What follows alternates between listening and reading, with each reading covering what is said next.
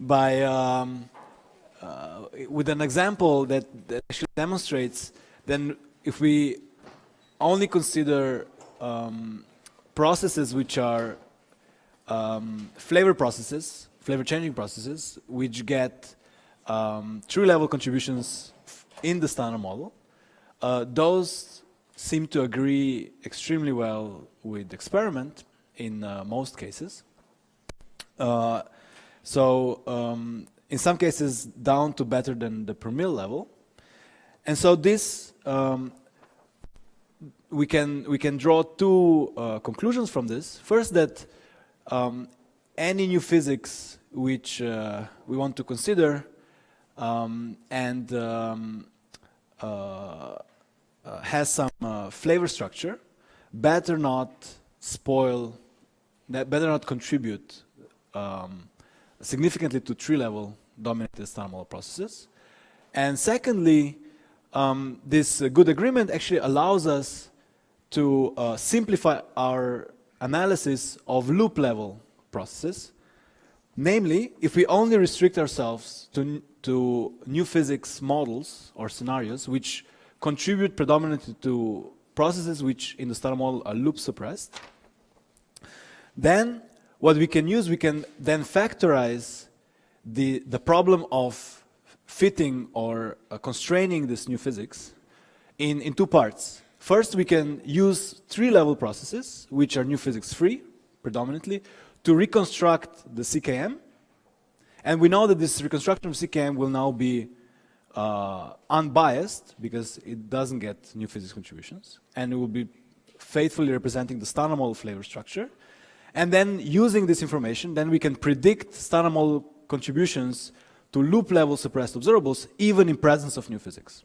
Okay? And this allows us to actually leverage our knowledge of standard model contributions when trying to constrain new physics in flavor.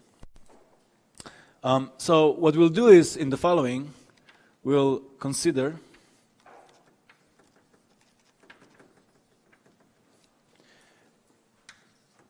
new physics contributions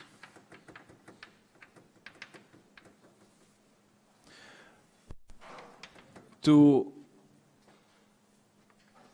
standard model loop, and in many cases, actually most cases, also CKM suppressed observables. Yeah.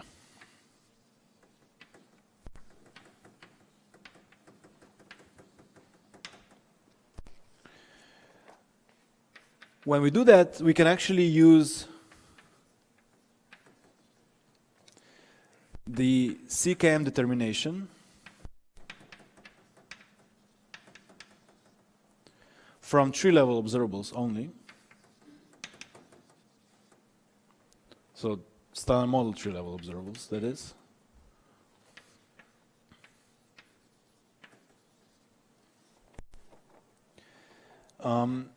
And in particular, the ones which we can use is the moduli of VUS, VCB, VUB. So these are all extracted from leptonic and semi-leptonic B decays, which are tree-level dominated in the standard model. And then we can extract the CKM angle gamma from tree-level dominated B to DK decays, as we discussed yesterday. If we want, we can also use an analogous extraction of the CKM angle alpha, this time from B to pi pi or rho rho decays. After having done that, the next step is then, having constructed the CKM, we know what the flavor structure in the standard model is, so we can then predict standard model contributions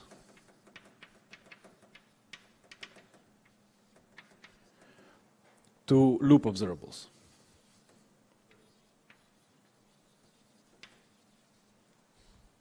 Yeah. I'm assuming standard model unitarity, meaning that the standard model CK matrix is by construction unitary. Okay, and so the stronger assumption is that there is no contributions beyond standard model to true level flavor observables. This goes hand in hand. So if you think of models where you extend the fermionic sector of the standard model, add vector-like fermions, this will of course lead to a non-unitary CK matrix, but it will also pollute your true level observables with new physics contributions. So this paradigm no longer holds. Okay? So that you go beyond this. Okay. So before showing you this an example of this, let me briefly mention that of course when we were reconstructing the CKM, we chose, as I told you, any unitarity condition. So basically the product of any two rows or columns will form an equation of a triangle in a complex plane. And we've chosen the 1 and 3 columns, product of first and third columns of CKM, because we figured that all the sides of the triangle are approximately of the same length. But of course, this is just for, if you want, just for presentation purposes. We could equally use any of the other unitarity conditions and just re-express all the observables or the measurements in terms of those sides and angles, and we would get exactly equivalent constraints. So, I mean, this is just a fun game to play, so you can understand that there's nothing really uniqueness about the rho bar eta bar plane, because there are many rho bar eta bar planes that you can use. So this is the same plane, just now instead of my own toy fit that I showed you yesterday, I'm using now a fit from the CKM fitter group, which they do this for a living, so it's much more sophisticated. But actually it contains exactly the same observables that I've shown you. Okay, and this is just I was just selecting the one quadrant of the whole plane, and they are showing the whole thing. Okay. Now this is still in the usual rho bar eta bar plane, but now instead of, so this refers to the first and the third column products of the CKM. But one can also do it for the other projections if you want. This is like one projection of the CKM. And this is an example of all the same constraints, but now not instead of the rho bar eta bar plane.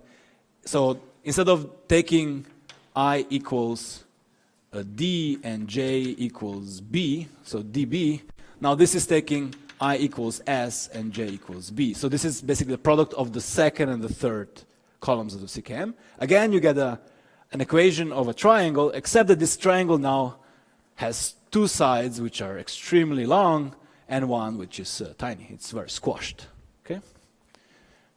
But you get exactly the same constraint, just project it onto a different plane, and you can play this game further. This is in the 1-2 plane. Again, the triangle is extremely squashed, so you don't see it. You cannot really picture the whole thing. But again, the constraints end up overlapping in a small region, so it's consistent, and you can determine the CKM parameters very precisely. And finally, you can also do it, instead of doing it as products of columns, you can also do products of rows, and you get, again, it's just a different projection of the same data, now on the columns, on rows 1 and 3. Okay? And this one actually, you see, is again a nice triangle, because if you do a projection of first and the third row, again, all the sides will be of the same lambda cube order, except that you will notice that the constraints which in the rho bar eta bar plane were just very nice circles or lines. You can see it here.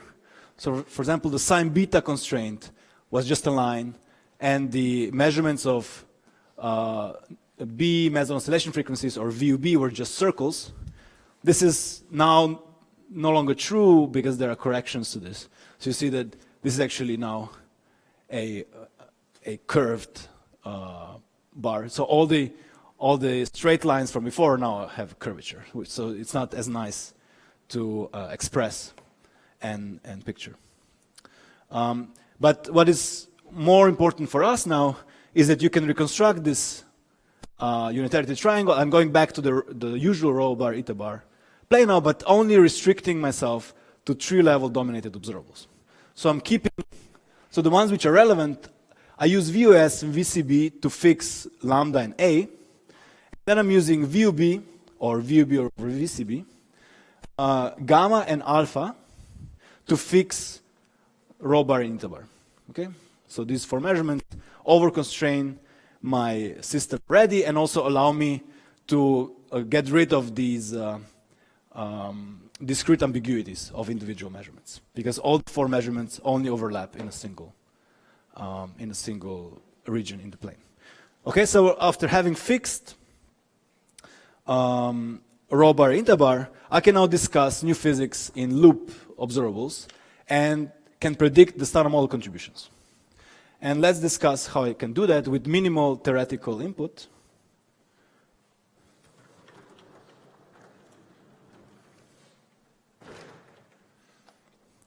So without knowing much about new physics, what kind of new physics it is, I can still parameterize its effects on, for example, BB bar mixing in very general terms. So let me do this example. If I know the size of model contributions, that is. So let me discuss in very general terms possible new physics in BB bar mixing.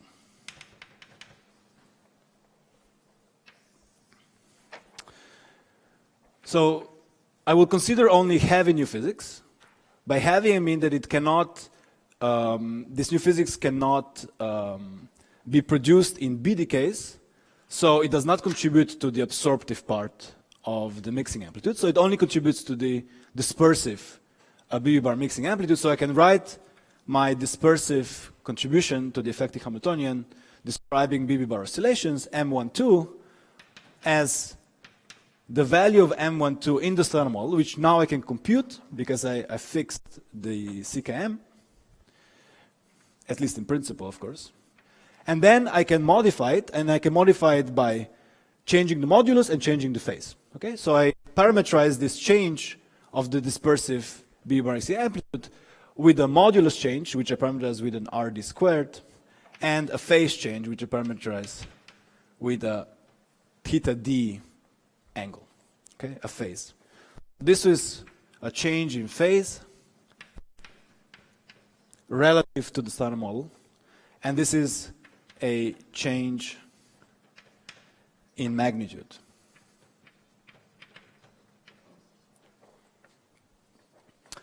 And this parameterization will be valid, so this will be the only effect on all BB bar mixing observables, provided I'm considering heavy new physics, okay, of arbitrary form. Heavy new physics, which only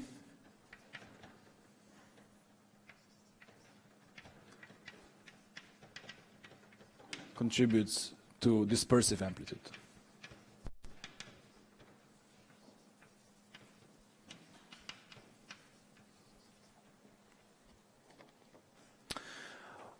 Once I have that, I can now express all my observables in terms of my modified dispersive amplitude. So I can express, for example, the neutral B meson mass difference, which governs the oscillation frequency of BB bar, in terms of RD and the standard model prediction for this. So this will be just given by RD squared times delta MB in the standard model. Okay? If I know how to compute this in the standard model, then I also know how new physics will affect it. I can do the same for S psi k short.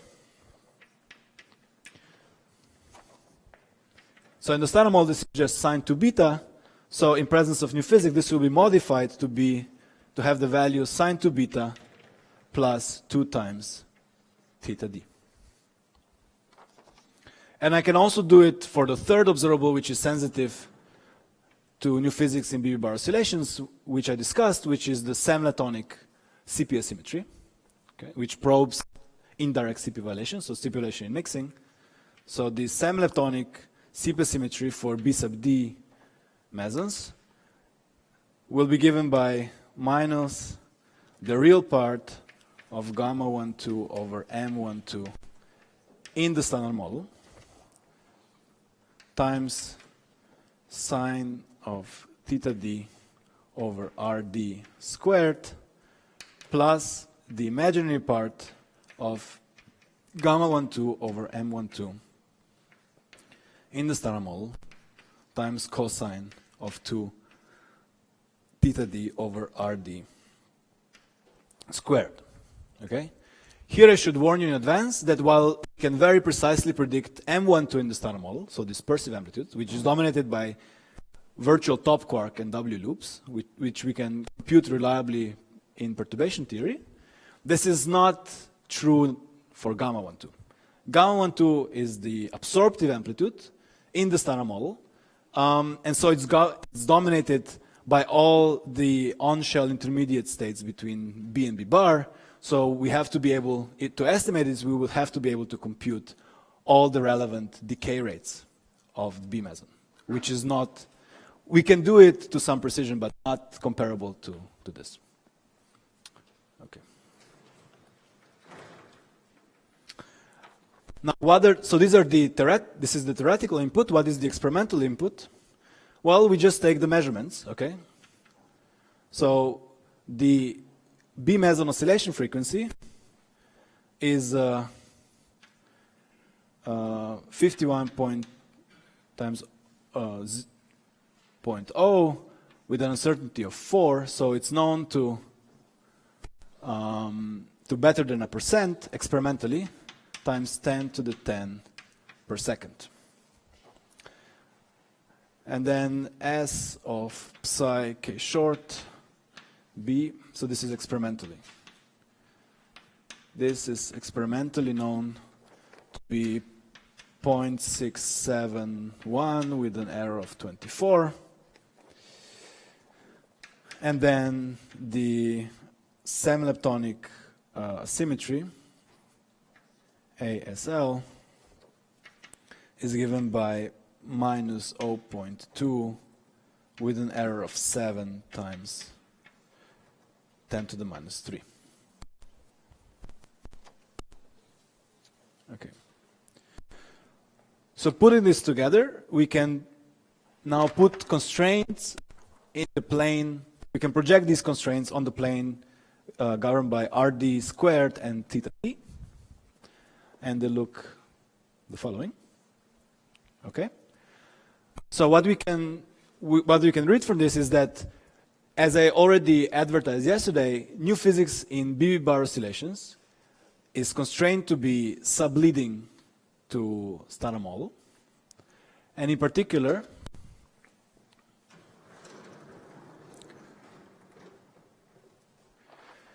we can conclude that any form of new physics contributing to M12,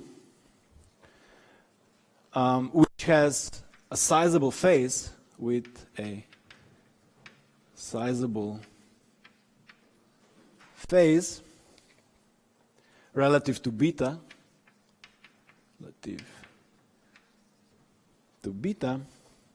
is constrained to be at most 20% of the standard model.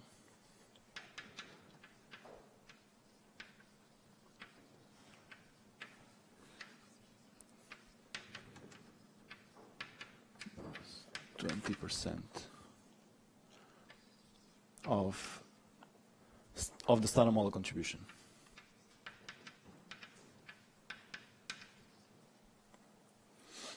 So this is now a more quantitative statement that CKM, we know that CKM dominates CP violation in BB bar mixing.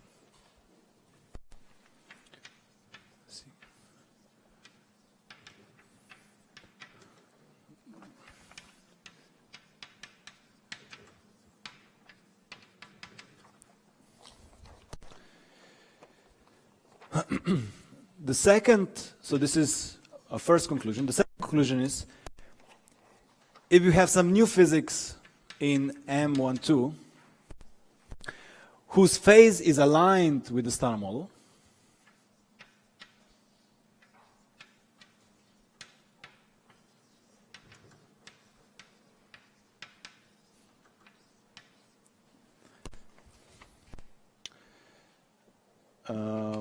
so is aligned to beta,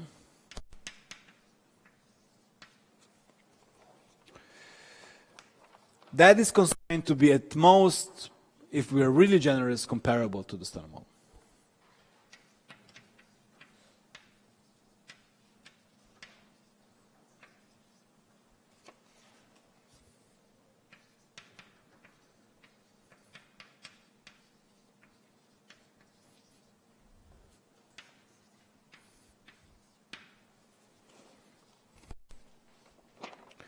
Okay? And in fact, very similar conclusions can be made not only for the, let me do it. Not only for the B sub D system, that's why I actually didn't write the subscript, superscript D here, but also for the other systems. In particular, so one can repeat such an exercise for the Kaon system, for the B sub S system, and to some degree for the D naught system, with a couple of differences. Okay, so these conclusions are similarly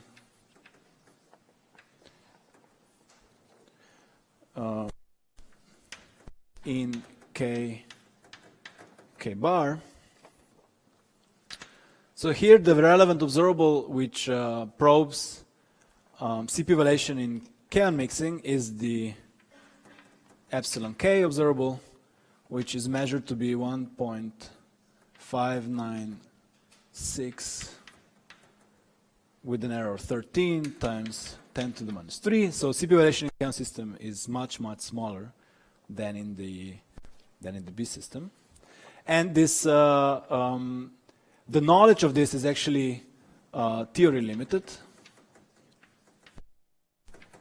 So contrary to sin to beta determination, which is dominated by the experimental error, our knowledge of epsilon k actually, or the constraints that we can extract from the measurement of epsilon k, are dominated by our limitation of the knowledge of the standard model contributions to epsilon k. I will discuss these a little bit more in detail in a few minutes. And similarly, we also can probe the CP conserving, so so the frequency of Kaon oscillations, which is given by the mass difference in the Kaon system, just delta mk, and this is measured to be, so the frequency is 52.93 with an error 9 times 10 to the 8 per second. And also in this case, the constraints that we can derive from this are, again, limited by our theory knowledge. Theory limited. Because in this case, the absorptive contributions are not negligible, contrary to B sub D. So actually, and they actually, this value of delta mk, we believe is, if not dominated, gets comparable contributions from both short distance UV physics, like top quark and charm quark loops, but also from long distance K to pi rescattering contributions. And of course, finally, this is also true. So the constraints that we extract from the B sub S system are also very also similar for B sub S bar system. Okay, there the situation is very similar to B sub D. So compared to B sub D, while in the D naught system is reminiscent of the kaon system, with this difference that CP evaluation in the D system is even much further suppressed. So we have no measurement of the equivalence of epsilon k in the, we only have upper bounds. So there is no CP measurement. Okay. What we do measure is delta MD and delta gamma D. So let me see what I have. Yeah. So in general, this agreement of now observables which probe delta F equal 2. So all of these mixing observables, we also call them delta F equal 2 observables. So we have a common name for all of these processes. We call them delta F equal 2 because when we go from a meson to an anti-meson system, the flavor changes by 2. Okay. So we talk about delta B equals 2 and delta S equals 2, and also delta C equals 2. Okay. So this would be B sub D and B sub S system. That one is actually has both. So B sub D has this one.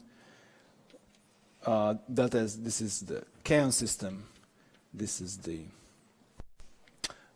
D meson system. And this is the B sub S system. Changes both B and S flavors. So this nice agreement actually leads to a puzzle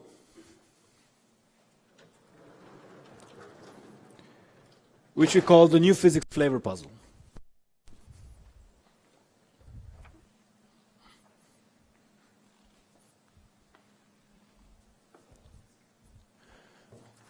So the results so far are that true level observables agree with standard model down to per mil level in some cases. Loop level observables seem to agree with the standard model down to 20% precision. So the following new physics flavor puzzle emerges.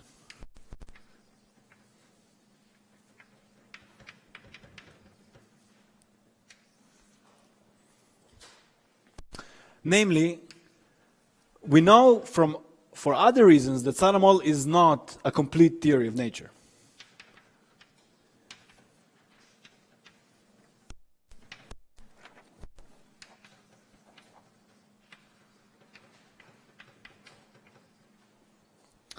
And there are several reasons. Let me just point out a few. It, of course, does not incorporate quantum gravity.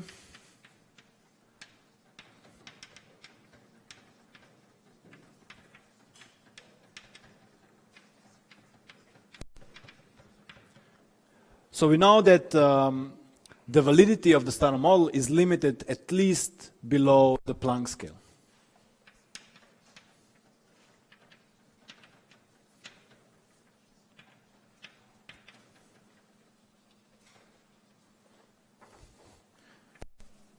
And Planck, which is around 10 to the 19 GeV. Okay? So we know that the theory will break down at scales of order 10 to 19 GeV. It actually, we expect it to break below. It also does not include neutrino masses.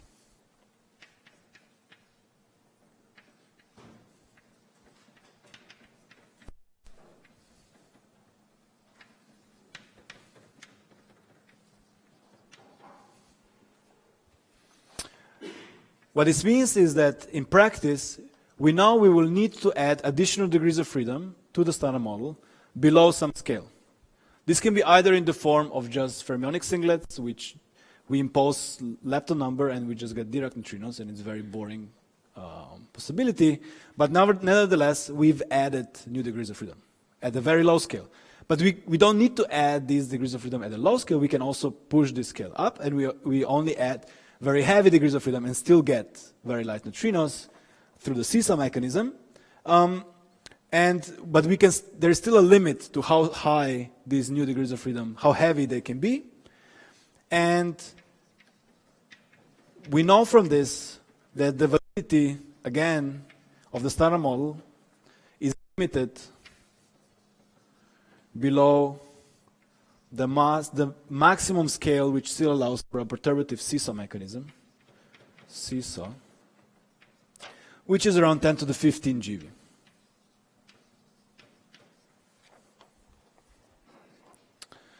Finally, there is a third argument, namely that if we do add any high scale new degrees of freedom to the standard model, there will be, which induces a mass gap or a scale gap between the electroweak symmetry scale and that scale, the quantum corrections will destabilize the electroweak scale, this hierarchy. This hierarchy is not stable under quantum corrections. So this is called the fine-tuning problem, or the electroweak hierarchy problem. And it exists in presence of heavy new physics. Okay? It does not exist in the standard model itself.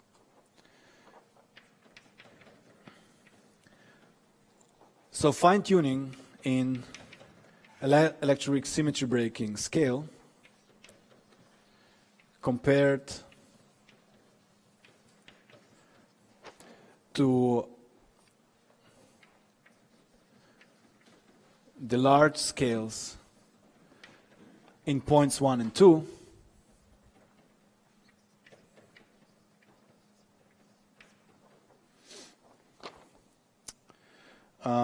suggests that new physics should actually appear much, much below these scales.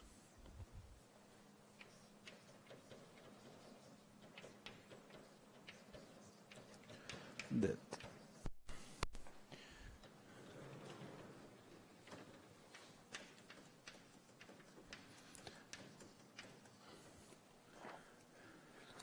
So should appear already at the scale which is roughly one loop above the electroweak scale. So this would be roughly 4 pi v, which would be of the order of a TV. Okay? And I've not even discussed the other hints that we get that the standard model of particle physics might not be complete, coming from cosmology and astrophysics.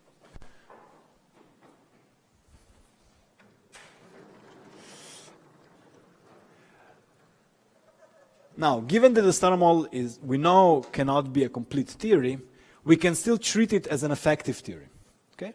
So we can imagine one needs to complete the standard model with new degrees of freedom at some high scale, but since we are probing it with experiments which are done at the low scales, so up to the TV scale now with the LHC, we can parameterize all the additional heavy possible heavy new physics contributions in terms of just local effective operators consisting of purely standard model fields. It's called the operator product expansion. I don't know if you've met it before, but so it's just a very general formalism to parameterize any ignorance of heavy dynamics when we look, or at very short distance scales when we look with the in a coarse-grained world. So, given the standard model is an effective field theory, we no longer require it to be a renormalizable theory, so we can add these high-dimensional operators. And in fact, we need to consider them.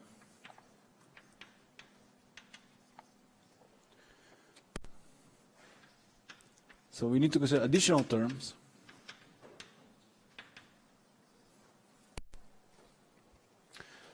In addition to the standard model Lagrangian, which I wrote down on Tuesday,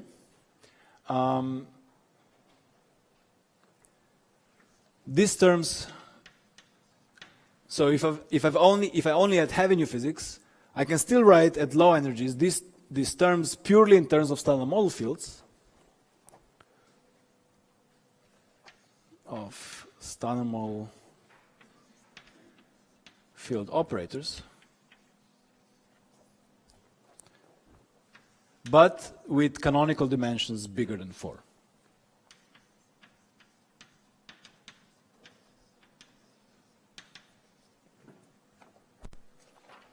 D bigger than 4.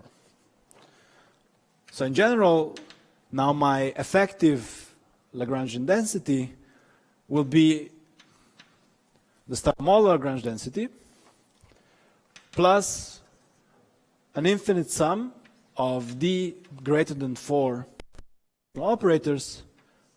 So for each dimension, so starting at 5, 6, and so forth, I can have now a finite sum of possible terms, of possible operators which respect all the standard model symmetries as the first term.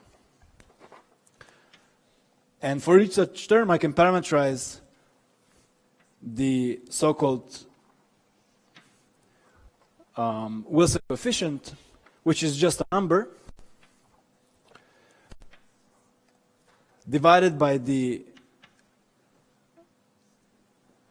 cutoff scale. So if I impose that no new degrees of freedom appear up to some scale, this will be the scale.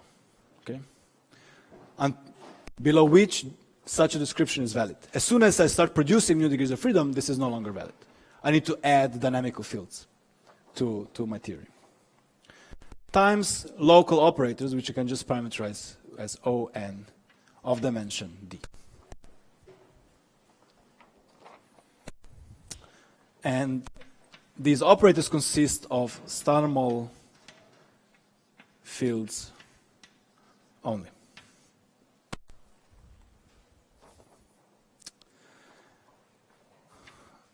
Then for a natural theory, so a theory without fine-tuning,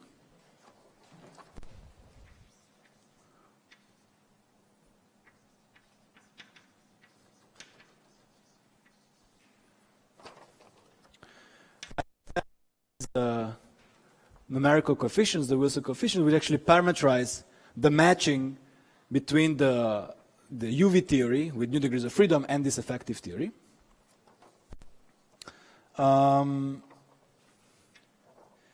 If the scale properly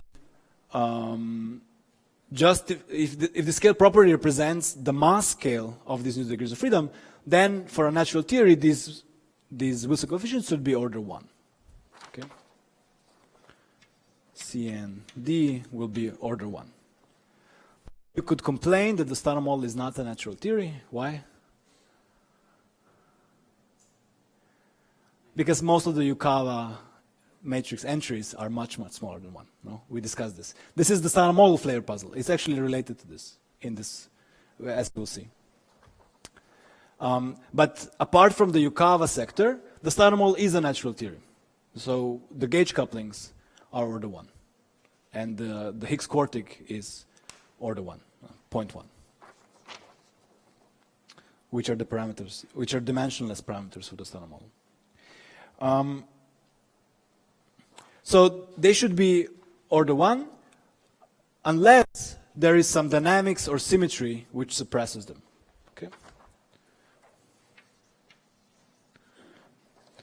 Unless they are forbidden, they can also be forbidden.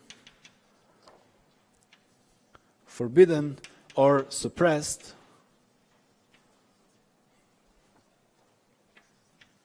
by symmetry or dynamics.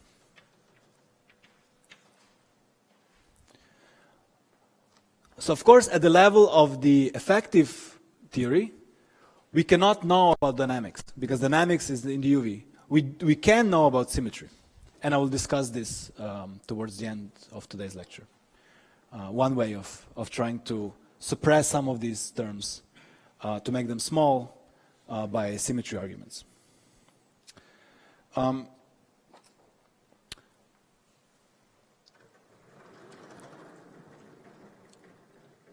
So with this definition of the standard model effective theory, we can now check the strength of flavor constraints on such contributions. And it turns out that for lambda of the order of a TV, as suggested by the electroweak hierarchy problem, and without imposing any additional symmetries,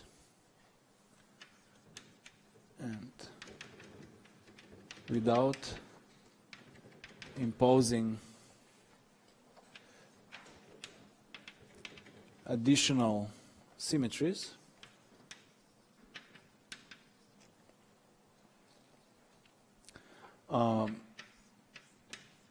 beyond the ones present in the standard model,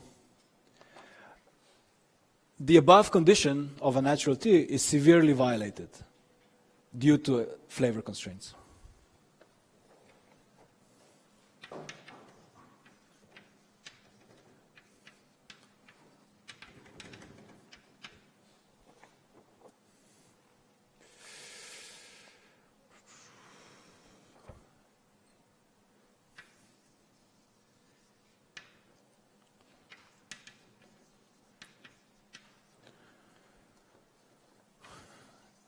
And this is, we can actually pinpoint for which operators this happens.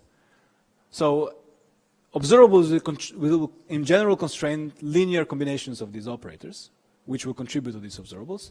And then so we will, from observables, we can derive constraints on linear combinations of these Wilson coefficients.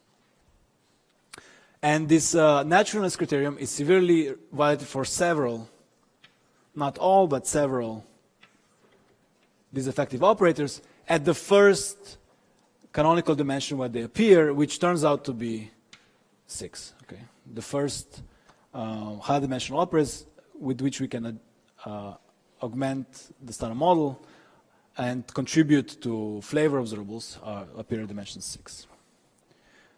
So, which contribute to flavor changing processes.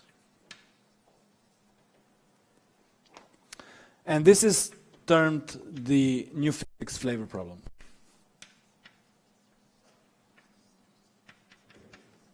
Or puzzle. Okay?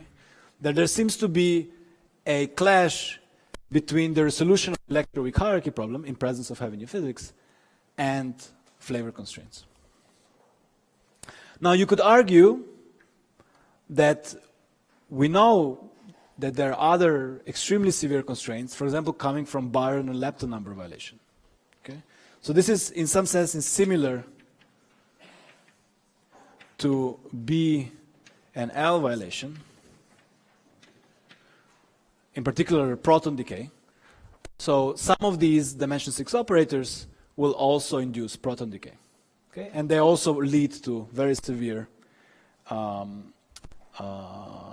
constraints on those Wilson coefficients, but there is a important difference here, that contrary to Barre and lepton numbers, which are accidental symmetries of the standard model, the flavor symmetry is already broken in the standard model.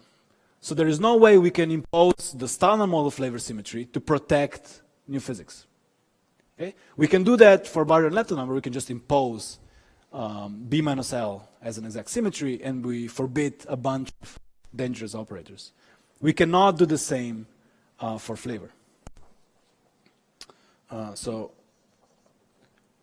However, B and L are exact accidental symmetries, classically at least. So, classically, of the standard model, while the flavor symmetry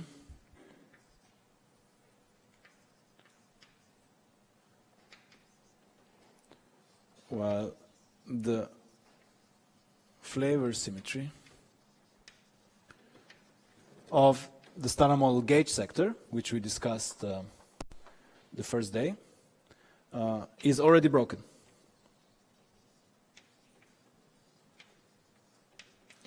In the star model by the Yukawas. So we cannot use it. At least not in a very simple way. So let's now discuss a bit in more detail how we can derive constraints and how we can easily evaluate them and understand why some of these constraints are much stronger than others. There is a very simple approach to this that we can gain very intuitive understanding why, for example, CPU evaluation Kamenik mixing is such a strong constraint on new physics, as we will see.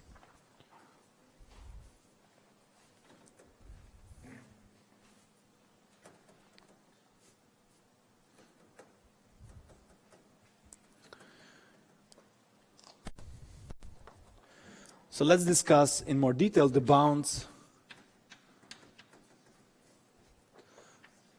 on new physics from delta F equal to processes.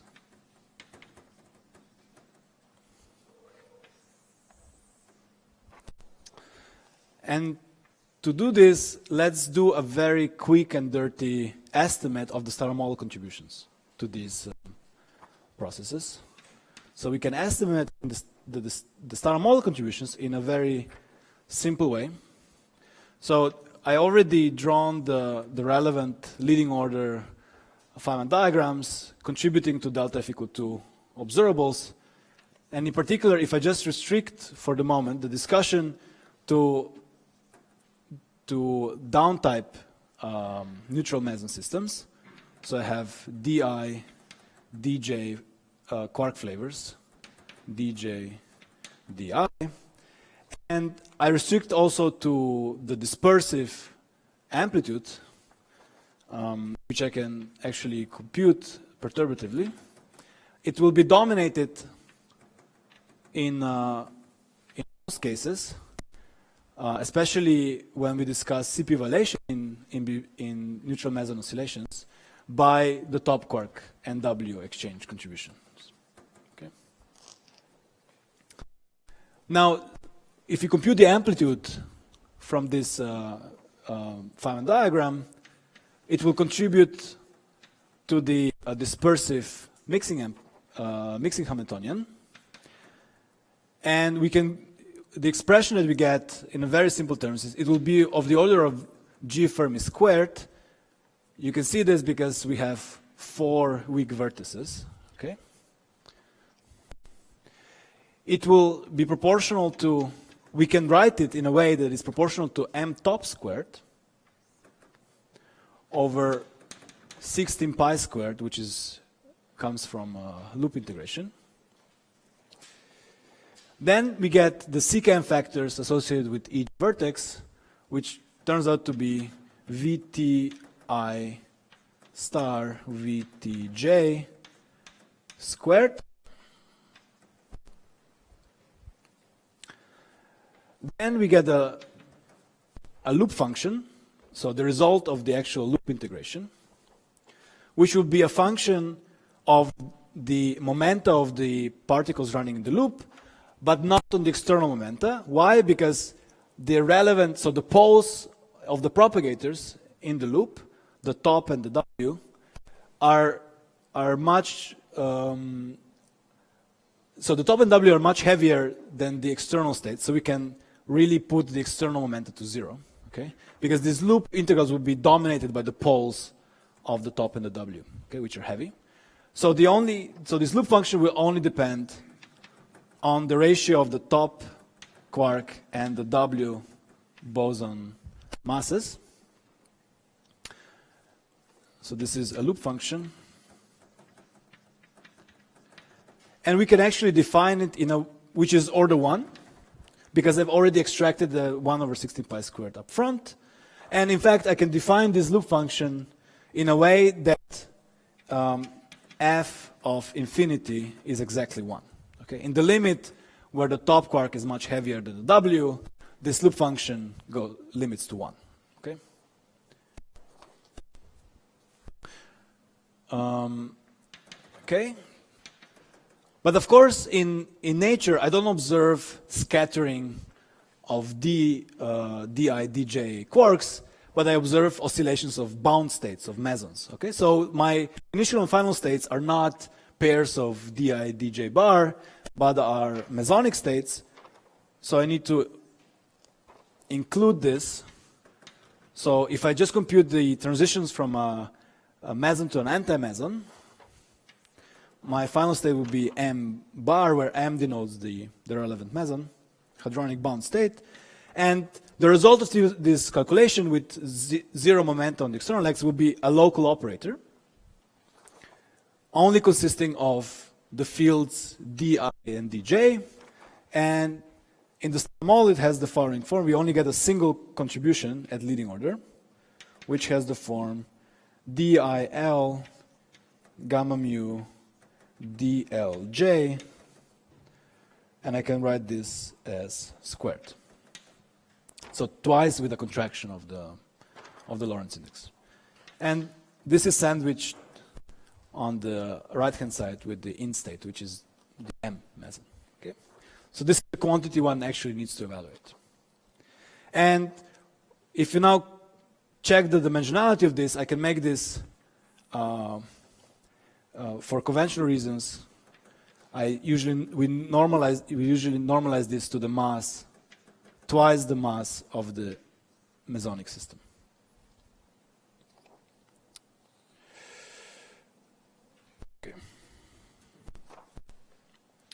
Okay, so this is the dispersive contribution from the top loop. Of course, if you want to have more precision, there will be also additional contributions to this, coming from Char-quark loops, mixed top charm loops. Then you can also compute perturbative QCD corrections to this. Okay, but this will be the dominant contribution. Okay. Now, all of these quantities which enter this expression are known, except for this matrix element of hadronic states. Okay, so these are all parameters of the Stata model, which I can determine.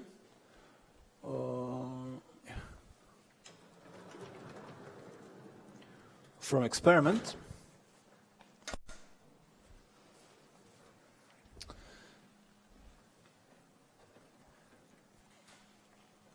So the only additional theory input beyond this quite simple computation comes into the evaluation of this hadronic matrix element.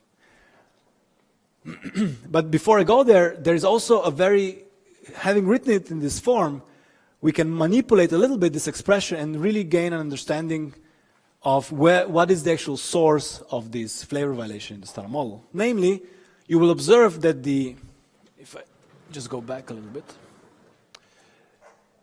if you bundle together m top squared and the CKM factors, I can write this in terms of Yukawas. Okay? This is nothing else, this contribution is nothing else but, and if I keep even the GF together, GF is basically 1 over V squared. Okay? So this contribution here is actually given by 1 over V to the 4th times m top squared times VTI VTJ squared. Yeah?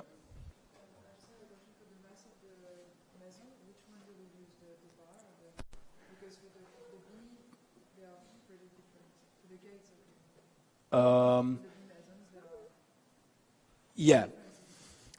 So usually what is used is the average, the one that I also defined as the average. Yeah. I mean, it's just a definition because this eventually will be computed numerically on using lattice QCD, and it's a matter of definition. They compute this matrix element and then they divide it by a number, and it's a convention with which number we divide it.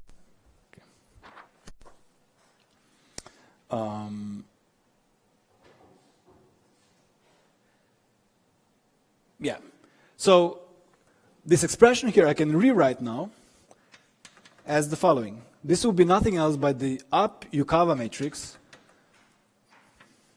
times its complex conjugate with indices kj over 100, it turns out to be 128 pi squared m top squared.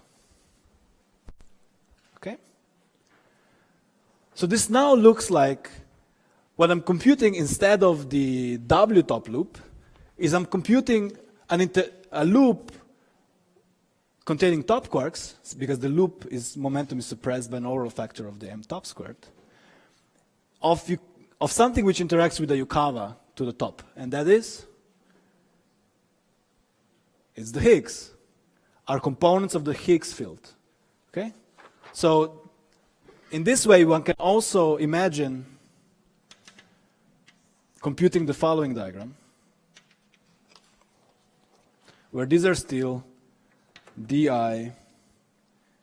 dj, dj, di, but now I have the up. In general, there will be all the up quarks present. Of course, the top quark will dominate. And what I exchange here are the Goldstones. Okay? Are the Goldstone components in the Higgs field. And they, of course, couple, or would be Goldstone components in the Higgs field. And they, of course, couple with the Yukawa interactions to the photons. You can even be more precise and actually check the chirality. And in fact, the external quarks will be left-handed. So the up-type quarks running in the loop will be right-handed. Okay? And this will be a phi plus. Okay? So, yeah.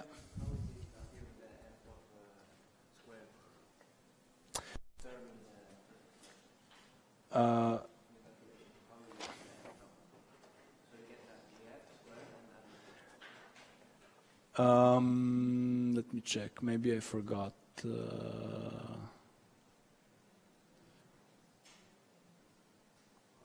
Why dagger?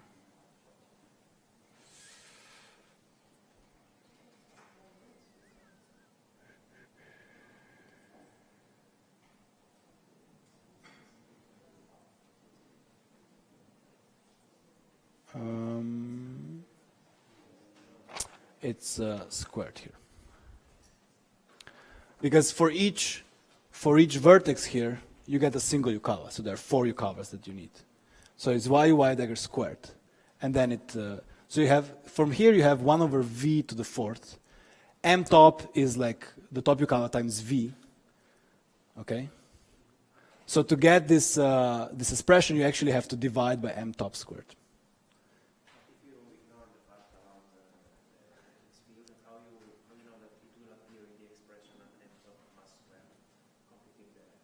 So if you compute this, you can actually compute this. You just ignore gauge interaction. You put G to 0. There is no SU2 local. You just have a global symmetry. So this is really a Goldstone. It's a massless Goldstone field. You compute this loop, you will get this expression.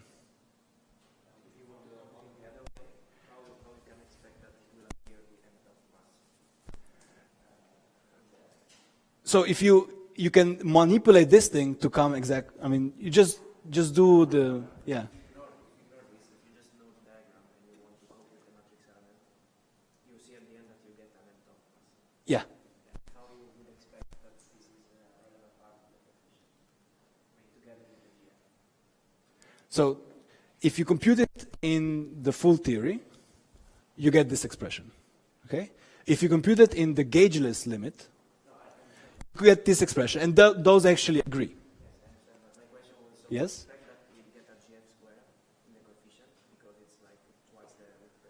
Well, in fact, this is a re-expression. What you get when you compute this, you get g to the 4th over mw to the 4th, no? Yeah. Can we expect also to get m tau top square? Up here? Yeah, because the overall, so this is the way I've defined f. Okay? So when you will actually write the loop integral, you get something which is a function of m top square over mw squared. So I can always write it, so there is a single scale suppression, because in thermal everything is proportional to the v. Okay? So the overall loop suppression is 1 over v squared. Now I can choose either mw squared, I can choose m top squared, or I can choose just gf. Okay? And the simplest way is to choose gf. And then if I want to write the loop integral in terms of just the ratio of the masses, then I either need to write either 1 over mw squared or m top squared. Otherwise, the expression is not as nice for the loop function. I could bundle this into the loop function, but then I would have to put out an 1 over mw squared. So this is a choice. Okay. I just made the choice in a way that the loop function is really order 1, and in one limit it's exactly 1. So the rest are just dimensions. Okay. And in this way I can then do a very nice matching between the gaugeless and the gauge limit. Okay. So this is called the gaugeless limit. Gaugeless limit when g goes to 0. And this, of course, you cannot do this for all flavor observables, but for meson mixing actually it does work out. So this is a very manifest way to see that the source of flavor interactions in thermal are not weak interactions, are really Higgs interactions, are Yukawa interactions. Okay. Okay. So what is left is to compute this complicated matrix element of a local operator. Hadronic matrix element of the following form: m bar d I L gamma mu d L j square m, where m is a kaon, a B meson, or a B sub s, and then dij correspond to flavors, the valence flavors of quarks in the meson. So valence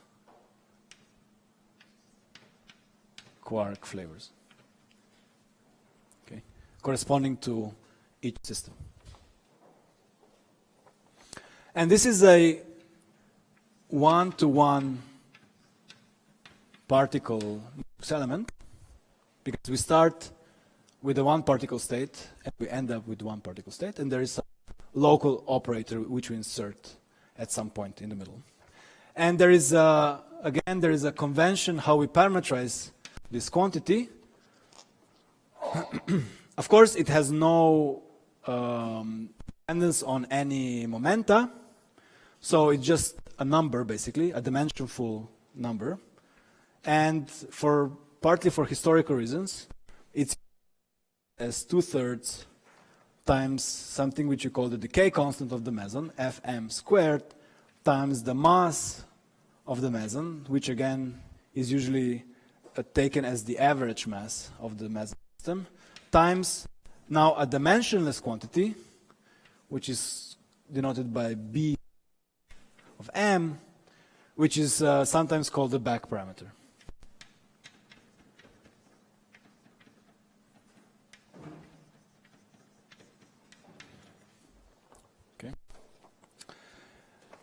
While Fm is the decay constant, which parameterizes another related matrix element, which is the 1 to 0 matrix element. Okay, so if you write di gamma mu gamma 5 m of p, where p is the momentum of the meson, this is defined as being p mu times Fm. Okay.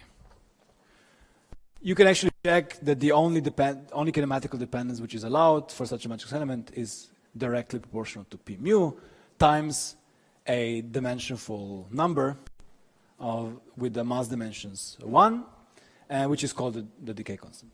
Okay, and for CP reasons, only this part. Sorry, this is di dj. Only this combination of gamma matrices contributes. So the other one entering the definition of left-handed fields vanishes because we are dealing with pseudoscalar mesons. Okay, if you're dealing with scalar mesons, they would be without the gamma 5. Okay, so and this is a 1 to 0 particle matrix element.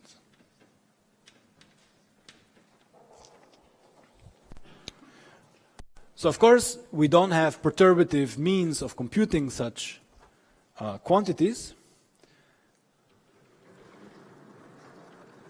But luckily, in the last 40 years or so, people have developed very powerful numerical techniques in the form of QCD on the lattice, so a discretized version of QCD. So these are non-perturbative.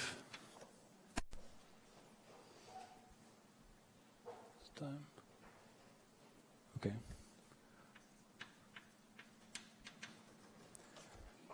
Non-perturbative hadronic quantities which are computed numerically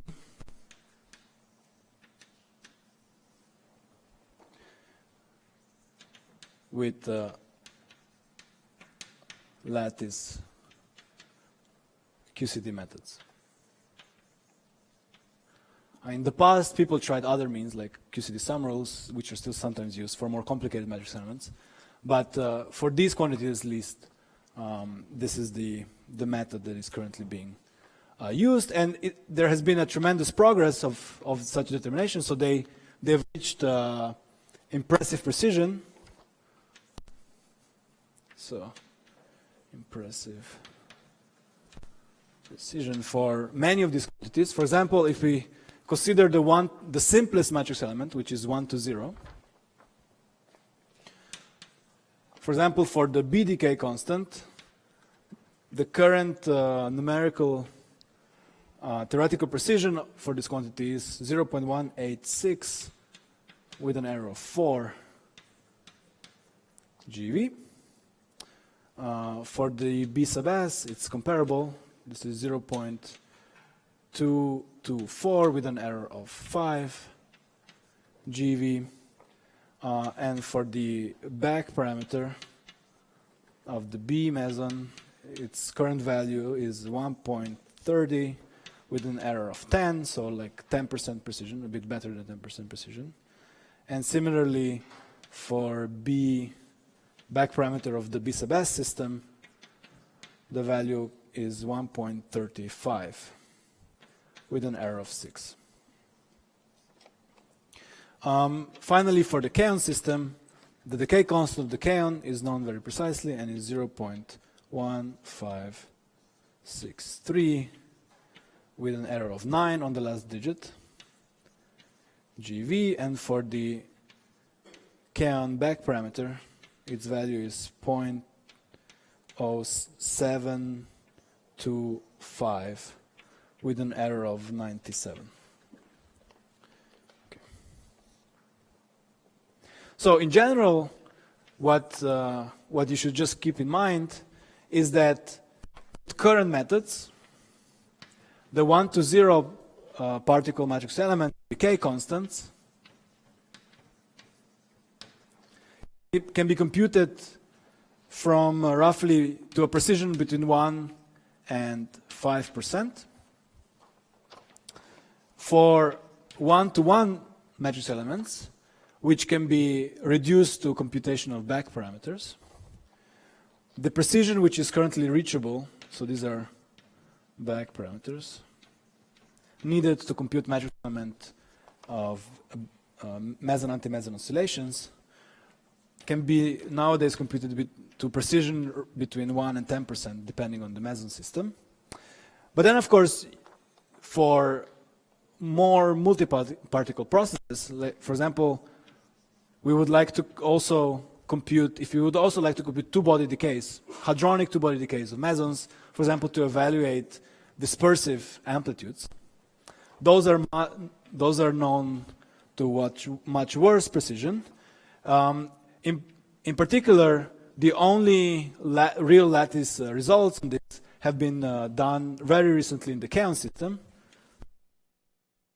In kaon system, there is nothing in the B system, or ARM or B sub S.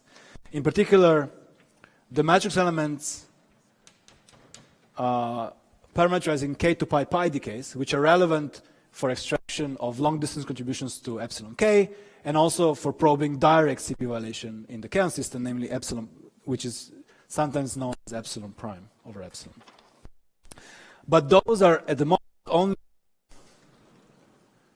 to order 1, okay? So we know the order of magnitude of these parameters, but not really much more.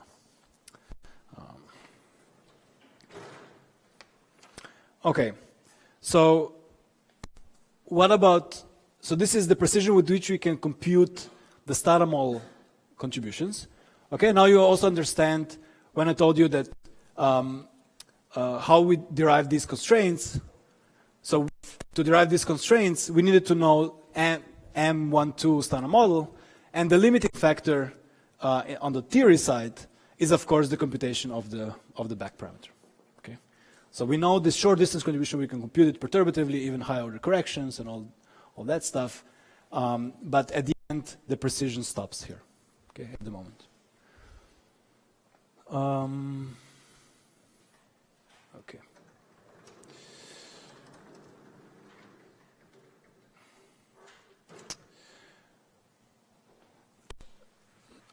So then, if we now have contributions from new physics is already parameterized. So in the EFT, we've already parameterized new physics in terms of local operators. So basically, the first step of computing the loop integrals of heavy degrees of freedom contributing has already been done at some high scale. Okay? So we're basically skipping this step, and we end up with such quantities. So we have basically just a set of local operators with some Wilson coefficients, which in the standard model we can compute, but for unknown heavy new physics we don't know, so we have to fit. Okay. So in particular, for delta F equal 2,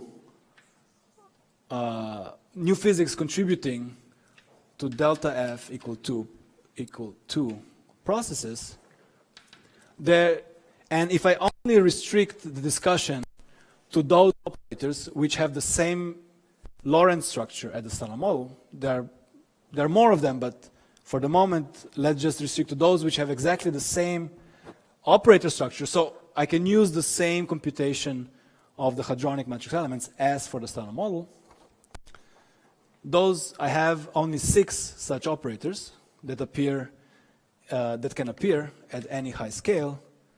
So I have I parameterize them with CSD over lambda squared, and then I have DL bar gamma mu SL squared. So this will contribute to KK bar mixing. I can do then the same for CBD over lambda squared times DL bar gamma mu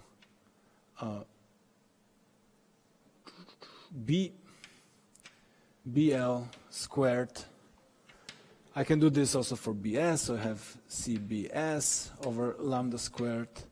Then I have SL bar gamma mu BL squared.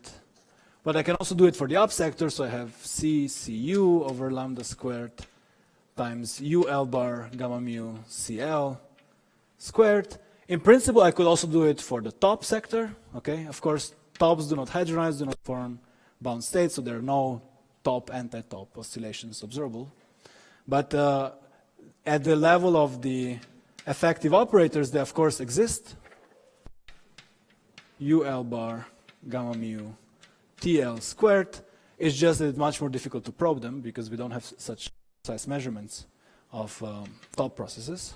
And then finally CTC over lambda squared times CL bar gamma mu TL squared.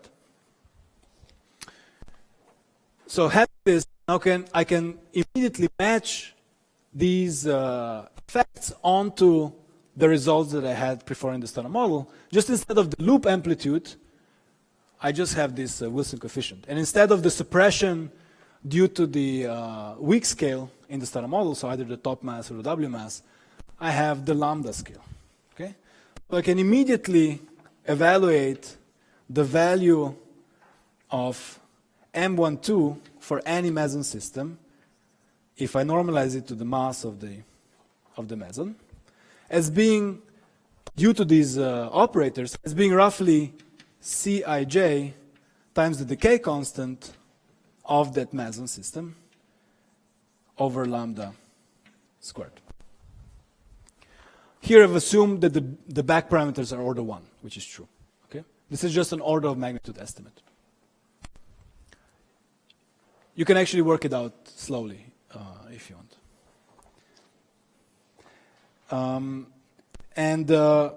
Okay, so since I'm a bit short of time because we are starting a bit late, let me show you the following results with slides. So I don't, yeah. Cij, yeah.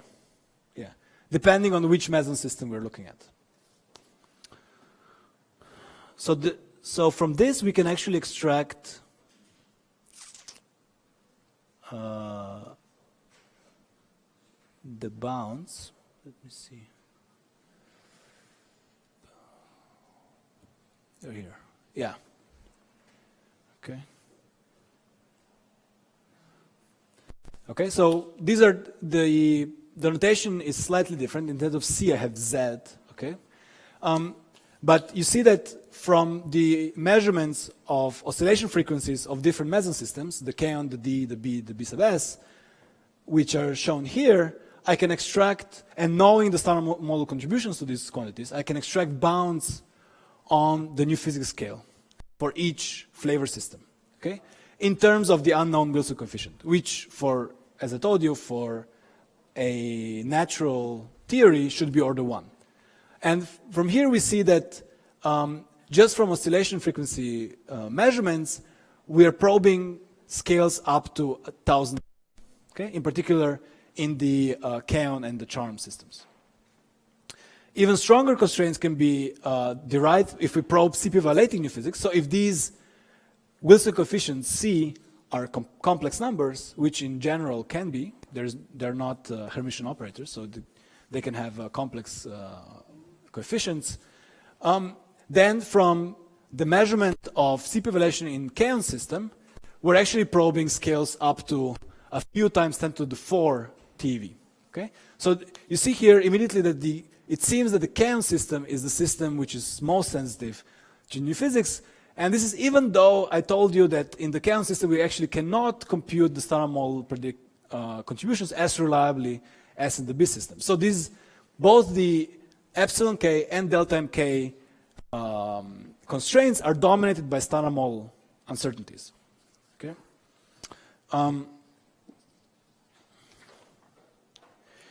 So let's try to understand this hierarchy of constraints. So why are constraints coming from the K-on system up to 2 orders of magnitude stronger in terms of scale than in the B sub S system, even though we can predict the B sub S oscillation frequencies and CP violation much, much better.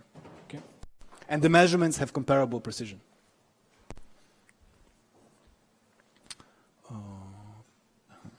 Here. No, there.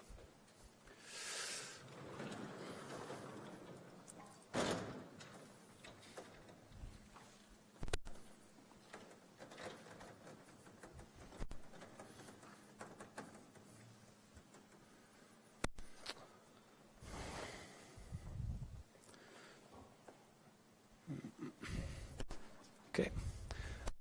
So to do that, let's imagine that we are analyzing the standard model below the scale of the top and the W, so we integrate out the heavy degrees of freedom in the standard model around the weak scale, so the top and the W and the Z.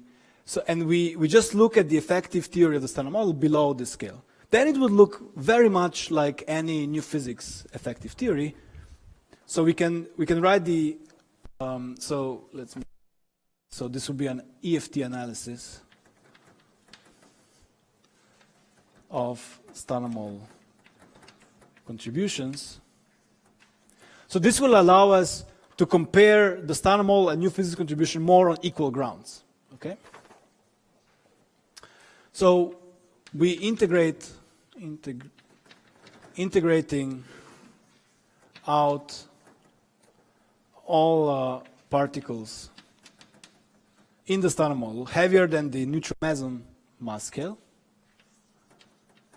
heavier than the neutral meson that we are probing, we can actually compute the effective standard model contribution to dispersive amplitude, and again normalize it in the same way that I did for new physics. And similarly, I will also have the same form. This will be now again a Wilson coefficient, which, however, I've computed now in the standard model. As I know what the standard model is, so I can actually compute it explicitly. I don't have to fit for it, times the same ratio of the decay constant over the scale of the standard model, which I know is the weak scale. So lambda standard model is the weak scale. And then, having chosen this, I can compute Cij standard model. Basically, just read it off from the previous calculation. And I get that this is nothing else but the Yukawa top squared over 64 pi squared times VTI VTJ squared plus, for example, charm contributions and so forth, if I have them. Okay, but this is just a re-expression of the one that I had before. Okay, just Yukawa star squared. I've rewritten it in this form.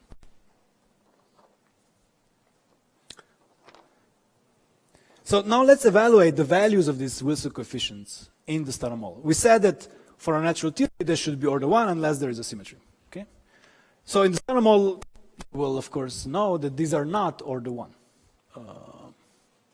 Yeah.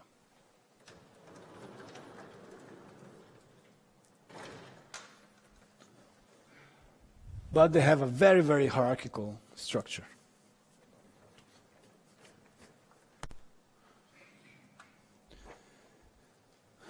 In particular, if I'm interested in the CP evaluation in the kaon system, which is the most sensitive observable, it seems, to generic new physics, I compute the imaginary part of CSD of the standard model, and it comes up to be y squared over 64 pi squared times the value of VTD VTS squared, roughly. Because VTD VTS squared combination has an order 1 phase. So the imaginary part will be just roughly the value of the modulus. And if you evaluate this, we get that this is the value, has the value of 10 to the minus 10. Okay? You could say this is the amount of flavor fine-tuning in the standard model, which you don't understand. This is as strong as the flavor puzzle of the standard model gets. Okay? Why do we get this 10 to the minus 10? Okay. For something that could be order 1, or at most order 1 over 16 pi squared. Okay. Similarly, we can also do it for the BD system, for example, in the standard model. This is y top squared over 64 pi squared times VTB VTD squared, and is of the order 7 times 10 to the minus 8. And then for the B sub S system, we get again y top squared over 64 pi squared times VTB VTS squared, and is of the order 2 times 10 to the minus 6. And you will notice that the hierarchy of the star model contributions directly traces the hierarchy of new physics constraints. Okay? Actually, this is the source of that hierarchy. Okay? So this is the imaginary part. This is just the value itself. Okay? So in the B sub D system, this is also roughly the imaginary part because VTB VTD has an order 1 phase. This is not true for the B sub S system. VTB VTS has a small phase, so the imaginary part of CBS is smaller. Okay? But the measurement there is not so precise to actually probe it. So the relevant scale is this one, because we're not probing the imaginary part of the star model yet, because the error is order 1. Okay? On S psi phi, on the value of beta S.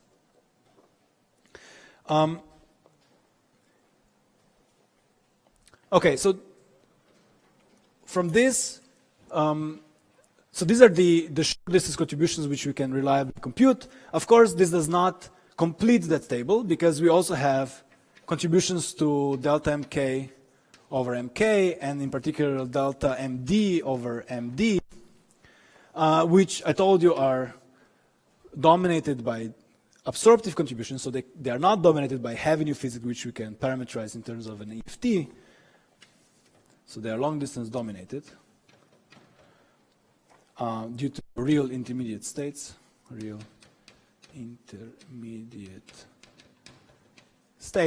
So the computation is more involved, so it cannot be done in this simple way. But the question remains, so we see that if we want to have some new physics where lambda is close to the TeV, then these Wilson coefficients should be extremely suppressed. I hope I have this here. Yeah. Okay. So now if you impose that the new physics scale enters, so the new physics enters close to the electroweak scale, for example, at the TeV, then the Wilson coefficients of that new physics should actually trace the respective standard model contributions. Okay. And this is actually the core of the new physics flavor puzzle, which we can now state more precisely.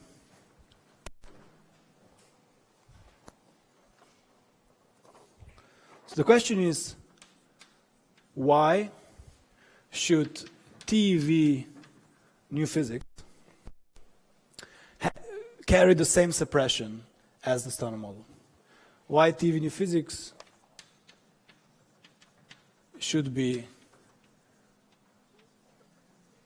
suppressed to levels comparable to standard model?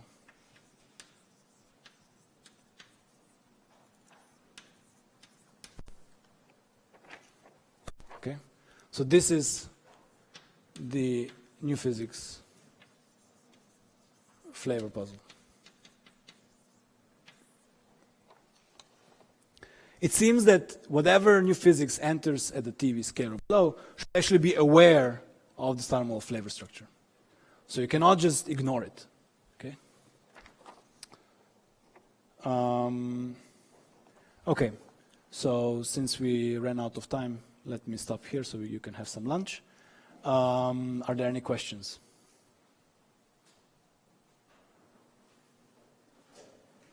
No? Yeah.